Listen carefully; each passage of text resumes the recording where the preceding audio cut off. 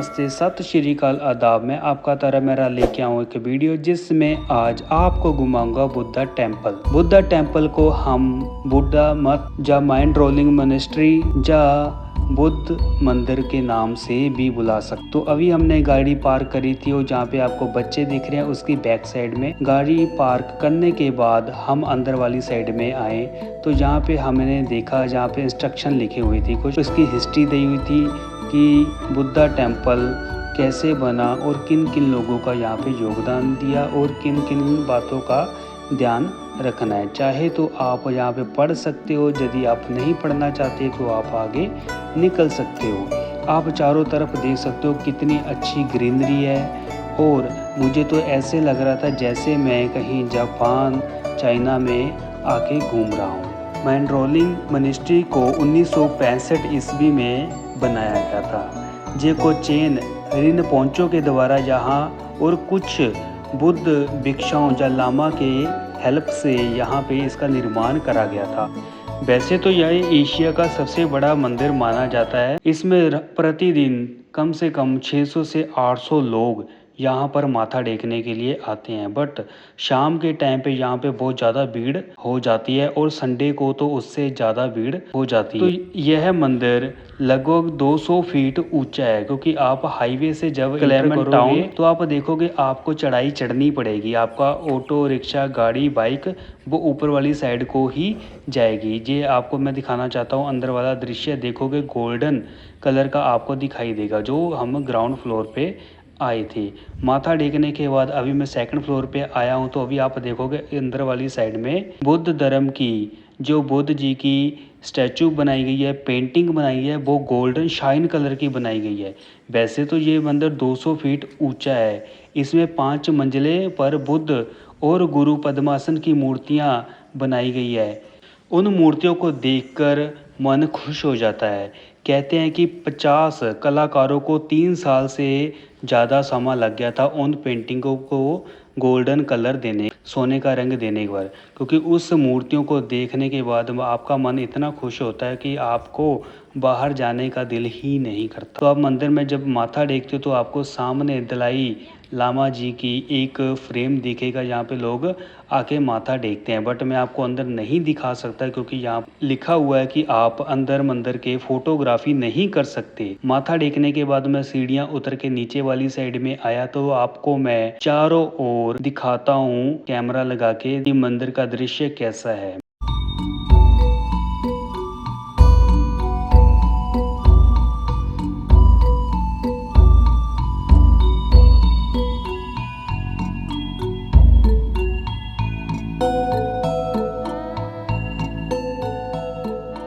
घूम फिर के आप मंदिर भी देखिए, मंदिर का नज़ारा देखिए और मंदिर के ऊपर जो चौथी मंजिल है उसको एक लकड़ी की पौड़ी के सहारे से ऊपर जाया जा सकता है, पर कहते हैं कि वो रविवार को ही ओपन होता है। वहाँ पर पहुँचकर आप पूरा देहरादून को 360 डिग्री के एंगल से देख सकते हो। मतलब कि आप चारों ओर देख सकते हो कि देहरादून कैसा दिखता है, क्योंकि 220 फुट आप मंदिर पे आते हो। मंदिर के ऊपर छत पे जाओगे 5वीं मंजिल पे तो नज़ारा ही कुछ और होगा। तो अभी हम आगे चले गए। आप देख सकते हो ग्रीनरी के पीछे मेरे स्टैचू बना हुआ है और वहाँ पर भी आपको लेके जाएंगे हम। ये देखिए मंदिर को ऊपर जाने की सीढ़ियाँ, जहाँ पर आकर मुझे तो एक पॉजिटिविटी दिखाई दे रही थी, एक पॉजिटिव फीलिंग आ रही थी, पॉजिटिव वाइब आ रही थी।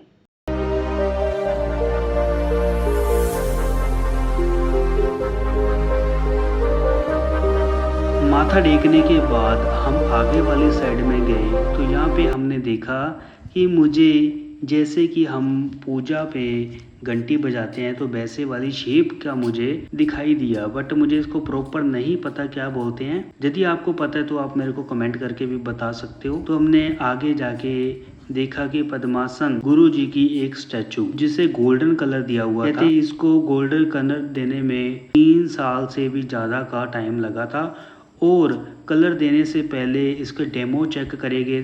चेक करने के बाद उसकी क्वालिटी देखी कितने टाइम तक रह सकता है।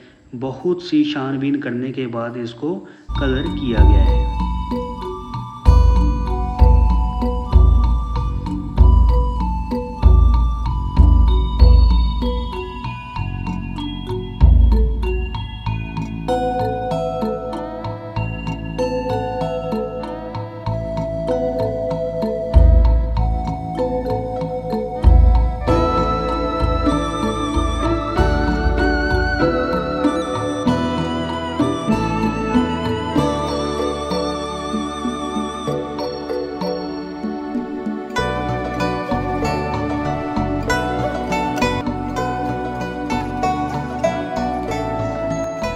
तो मंदिर का स्टैचू देखने के बाद हम आगे वाली साइड में आए तो आगे देखा हमने एक कार खड़ी हुई थी। तो यदि मैं कार के पास में जाके देखूं तो उससे पहले मैं आपको हर तरफ एंगल से कैमरा दिखा रहा हूं ताकि कोई भी एंगल छूट ना जाए। तो कार के पास में मैंने देखा तो वहाँ पे एक साइन बोर्ड लगा हुआ था जिसमें विश्व गुरु 14वें दलाई लामा जी इस कार का प्रयोग करते थे।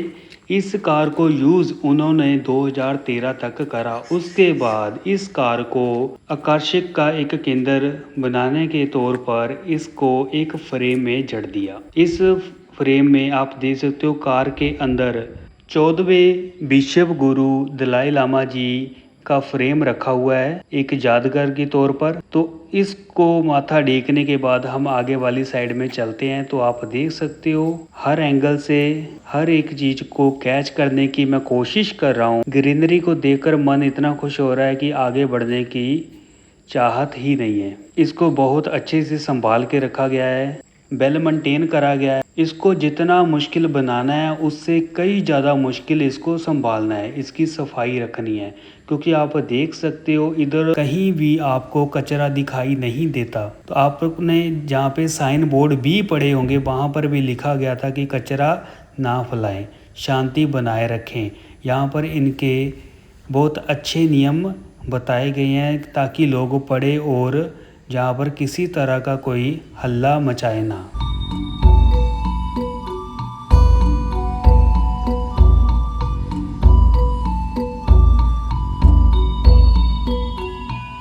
ये आपको बैक साइड में दिख रहा है लामा होम।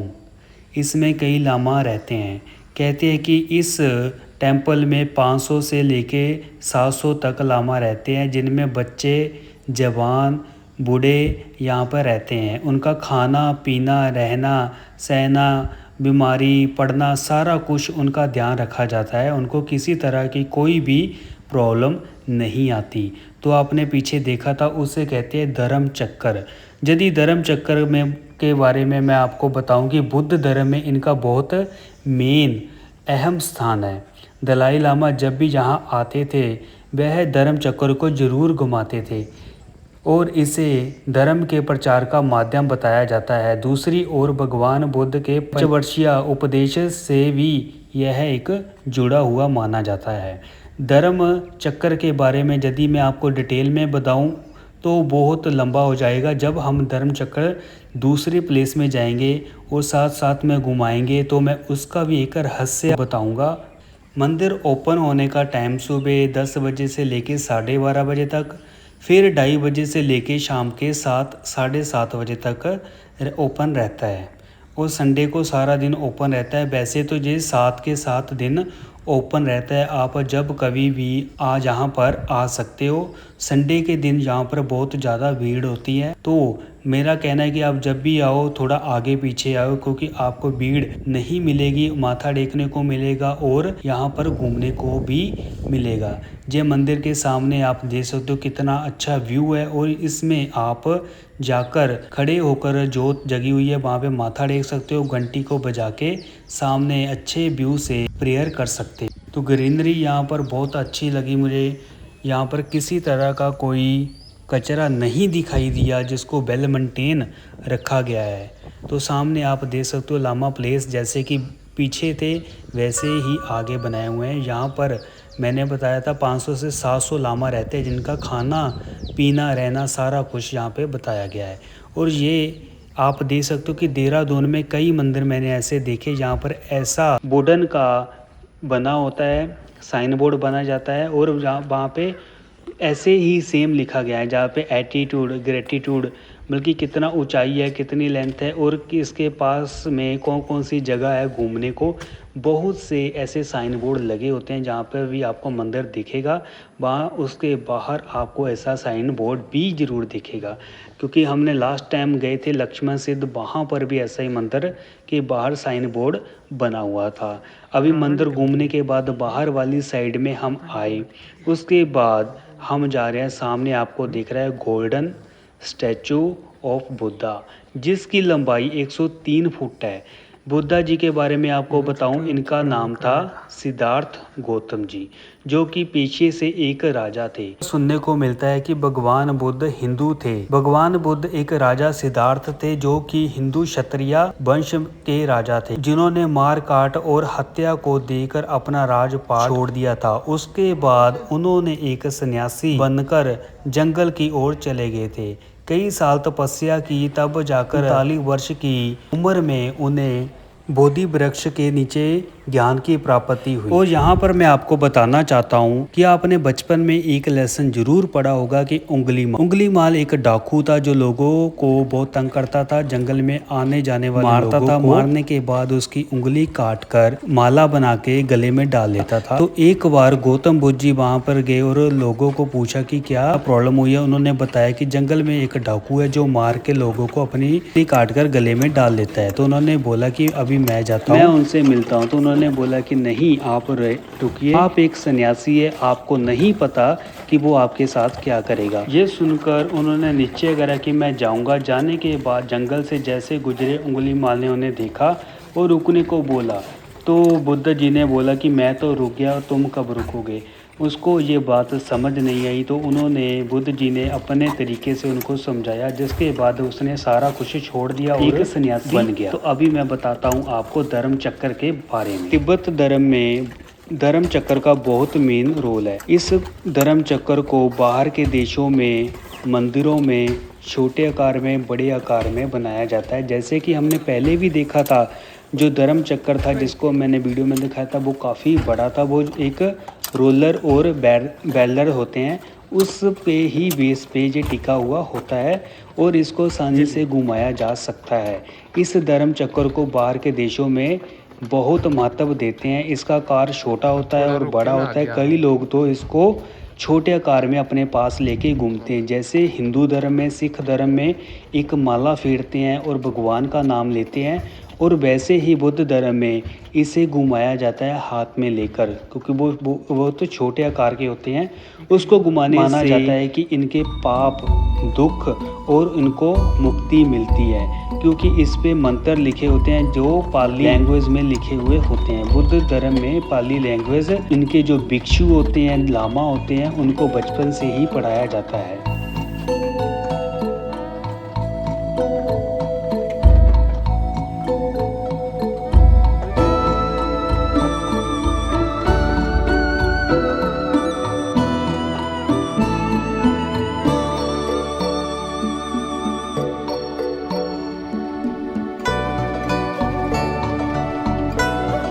तिब्बत के में एक राजा हुआ करता, वो धर्म को बिल्कुल भी नहीं मानता था। पूजा पाठ से लेकर माला जाप करने वाले लोगों पर वो कोड़े बरसाता था।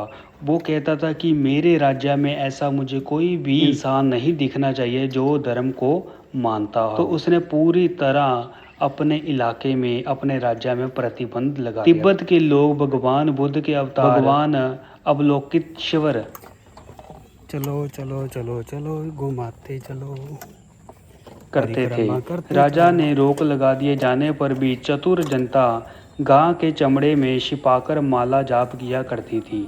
उससे राजा के सेवक गंदगी के कारण दूर ही रहते थे। उनका मानना था कि गाय के चमड़े में हाथ डालेंगे या उसको चेक करेंगे तो हमारे पास या हमारे ऊपर भी गंदगी आएगी, इसलिए वो दूर रहते थे। उन्होंने कहा कि बोध गया स्थित प्राचीन तिब्बत मंदिर में 60 के दशक में विद्यालय या धर्म चक्र की स्थापना की गई। यह बॉल या बेरिंग, जैसे कि मैंने आपको पहले बताया था ना, बॉल मतलब होती है एक राउंड शेप की बॉल होती है मेटल की, और बेरिंग होते हैं जो गोल, उस पर ही इसको धर्म चक्र को, जो बहुत बड़े बड़े बने होते हैं, उसको टिकाया जाता था। और ये 60 के दशक की बात मैं कर रहा हूँ, ताकि जो बड़े बड़े धर्म चक्र है उसे आसानी से घुमाया जाए। उन्होंने कहा कि राजा द्वारा 60 के लगभग बौद्ध मॉनेस्ट्री को नष्ट किया गया और कई लोगों को मारा गया।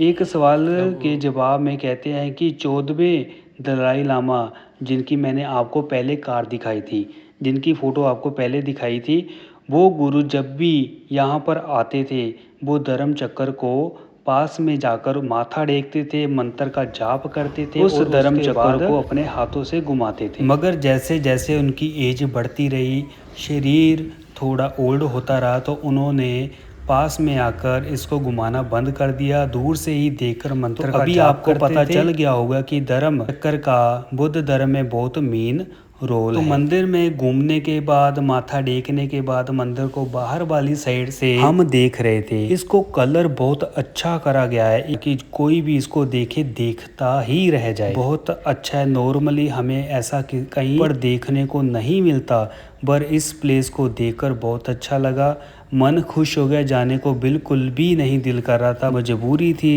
जाना तो पड़ना था।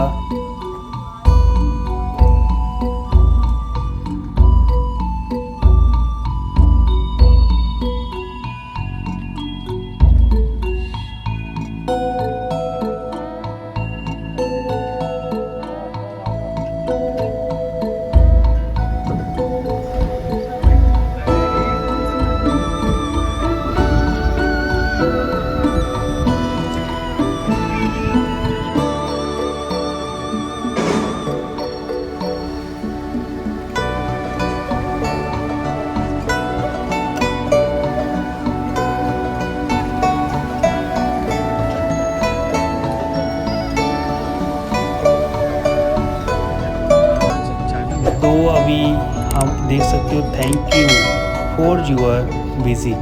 यहाँ पर आपको सामने लामा जी दिख रहे हैं, एक्टिवा पे जा रहे हैं 2 लामा। तो देखने के बाद अभी हम थोड़ा सा निकले बाहर आके आपको दिखा रहा हूँ देहरादून के बादल। मैं क्यों ना तू देखे दिल दा हाल मेरा, तैनू मंगे मैं हक दी कमाई विच गहले करदा नी, मैं हक दी कमाई विच गहले करदा, सारे मचदे शरीक ने फलाउड मांगदे सारे चढ़सरां नूं पारे कदी जी फराई लाइटा मार के दियां तारे चढ़सरां नूं पारे कदी जी फराई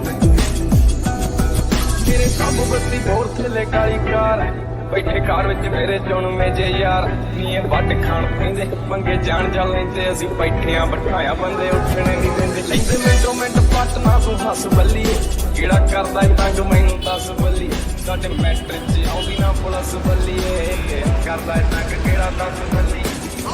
देहरादून के क्लाइमेट टाउन से निकलते हुए भूख लगने के बाद तो हमने सोचा कुछ खाने को।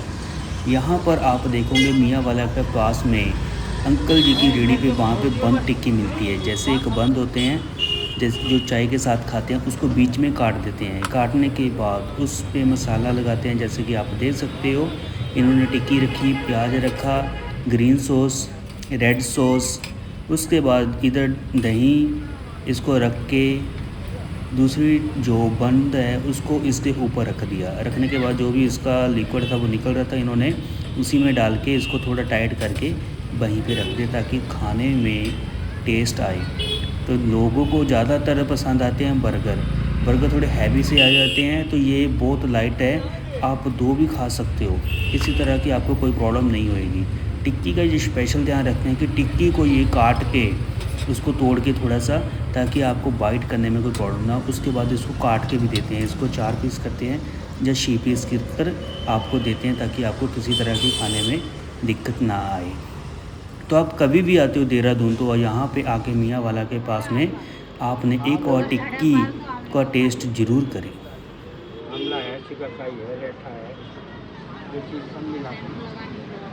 पंजाब से आए हैं हम, पंजाब से आए हैं। कह रहे टिक्की, डबल टिक्की अंकल की मशहूर है, खाने चलते हैं। बंद टिक्की हमारे तो वहाँ पे बर्गर होता है। हाँ मिलता नहीं अंकल वहाँ पे, ये बंद टिक्की बहुत कम चलती प्लेन। वो कम है, तभी तो खा रहे हैं। वो आपके साथ में दुकान में रहते हैं, वो तो यहीं पे ही है, उन्हीं के पास आए हम। अच्छा वो तो आते रहते हैं।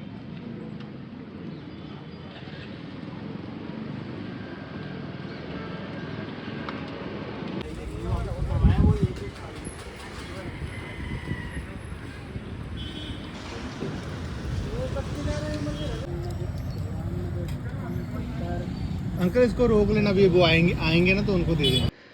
बन टिक्की खाने के बाद हमने घर को तैयारी खींच ली, क्योंकि सुबह से निकले थे, इधर उधर घूम रहे थे, बहुत ज़्यादा टाइट फील हो रहा था, तो इसीलिए फिर घर जाना था। तो घर में जाके फ्रेश हुए, उसके बाद थोड़ा सा घूमने के लिए नीचे चले गए।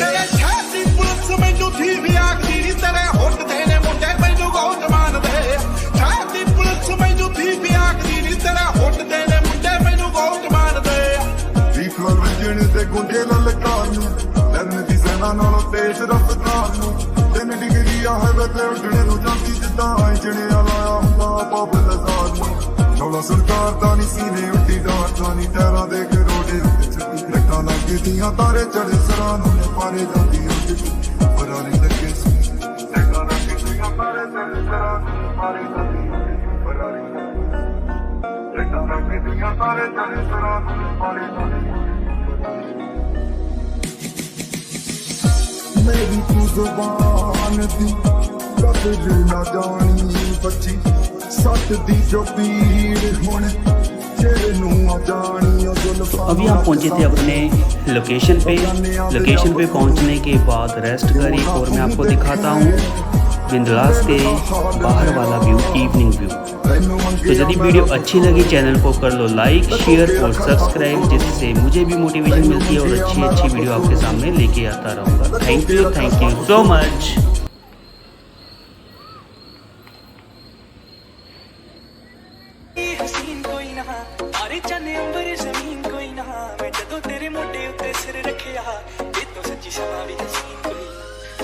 भी लगणगियां फे वालियां गल्लां नाल जदों टकराइयां वालियां तारे देखी लब लब किवें हरदे तू वाला च लकोइयां जदों रातां कालियां